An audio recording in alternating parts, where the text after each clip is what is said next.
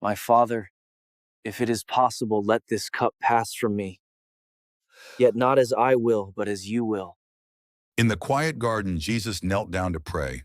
The Son of God was afraid. He didn't hide it. In that moment of human weakness, he said, "Father, if it is possible, let this cup pass from me. Yet not my will, but yours be done." Those words weren't from despair. They were from a heart of surrender. That scene reveals one of the deepest mysteries of faith. Jesus didn't erase human fear. He entered it. He showed us that faith isn't the absence of fear. It's the choice to trust God even when we are afraid. He didn't run away, didn't complain, didn't fight back. He prayed. And through that prayer, the Father's will began to unfold. Salvation didn't start on the cross. It began here, in the garden, where obedience was chosen in the midst of loneliness. Each of us has our own garden. It may be the hospital room where hope feels lost, the night we cry over betrayal, the moment we face failure, guilt, or fear of the unknown. In those moments, we too may whisper, "Lord, I can't take this anymore." But if we stay, if we dare to say, "Not my will, but yours be done," then even in the darkest pain, peace can be found. Because faith doesn't always change the situation. Sometimes it changes us. And when the morning comes, just as Jesus rose from prayer to face the cross, we too can rise with courage renewed. For once we've placed everything in the Father's hands, nothing in this world can defeat us.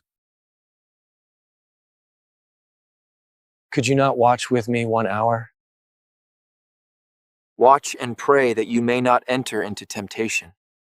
The spirit indeed is willing, but the flesh is weak. Jesus returned from his prayer and found his disciples sleeping. Their faces were peaceful, unaware of the storm that was coming. He looked at them and said softly, "Could you not stay awake with me for 1 hour? Watch and pray so that you will not fall into temptation.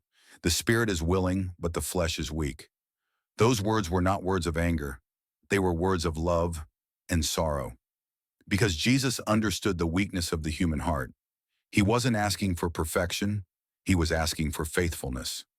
A heart that stays awake, even when the world falls asleep. How often do we, too, fall asleep?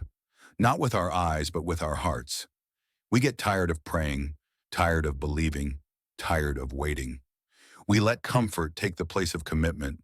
We say we love God, but when the night gets long, our spirit fades. And yet Jesus still whispers the same words to us today. Stay awake. Pray with me. Because temptation doesn't always come as evil. Sometimes it comes as distraction, as busyness, as comfort that numbs the soul. To stay awake means to stay connected, to keep our hearts open to God, even when nothing seems to change. Faithfulness in the dark is what prepares us for the light.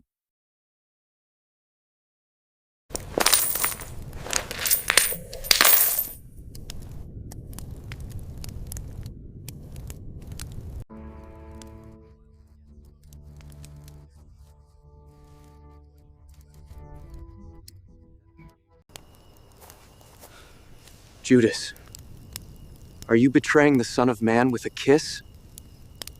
When Judas came close and kissed Jesus, it was perhaps the most painful moment in the Savior's life. A kiss, a sign of love and trust, turned into the mark of betrayal. But what leaves us speechless is how Jesus responded. He didn't push Judas away. He didn't get angry. He didn't condemn. He simply said, "Friend, do what you came for." That one word, friend, spoken in the darkness, reveals the very heart of God. Jesus knew Judas was betraying him, yet he still called him friend. He didn't take back his love, even when Judas took back his loyalty. That is the mystery of mercy. God's love doesn't vanish when we fall. It's we who stop recognizing it. This story isn't only about Judas. It's about us. Because many times we too have betrayed Jesus. Not with a kiss, but with indifference, with choices that go against truth and love. We put our pride, our comfort, our desires above his call. And yet, Jesus still calls us friend. He doesn't reject us. He doesn't turn away. He looks at us with the same eyes that once looked at Judas, eyes that are sad, yet full of compassion. That's the gaze of the one who loves to the end. The love that never gives up. The love that still opens a way home, even for the one who has walked away. Kefa. Tible. Kungi hela krova. Big krova gebut. This moment reveals the contrast between human impulse and divine peace. Peter acted with good intentions, but the wrong spirit. He thought loyalty meant fighting back, but Jesus showed that true strength is not in violence, it's in mercy. Jesus didn't need to be defended. He came to save even those who came with swords. By healing the wounded man, he turned an act of violence into an act of grace. Right there in the midst of betrayal and fear, he chose compassion over control. That is what holiness looks like. Not power, but peace. How many times do we too act like Peter? We lash out when we feel attacked. We speak harshly to defend what we think is right. We try to fix things with force instead of letting God work through gentleness. But Jesus whispers again, put your sword away. Sometimes the sword isn't made of steel. It's made of words, pride, judgment, or resentment. And every time we strike with it, someone's heart gets wounded, including our own. Faith doesn't grow in the noise of conflict.